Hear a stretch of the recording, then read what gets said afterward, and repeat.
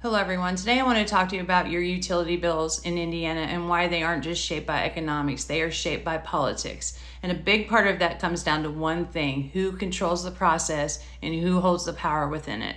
So what does that look like in Indiana? Well, every bill filed has to go through a committee hearing first, and the chairs of those committees hold a lot of power.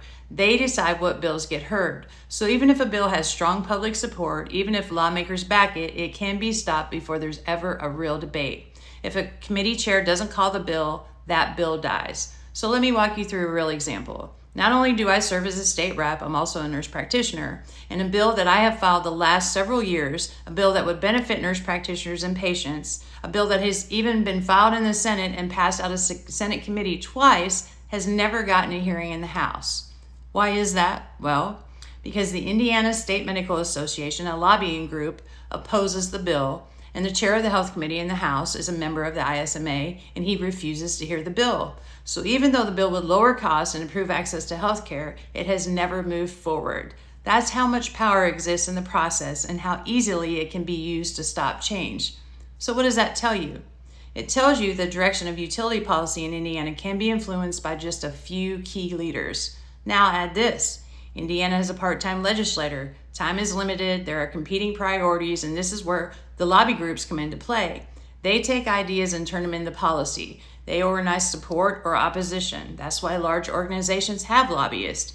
These groups are well-funded, highly organized, and always at the table. They understand the system. So if everyday people want different outcomes, people like you and even me, we have to engage the system just as strategically. And that's where community organizing comes in, because here's the reality.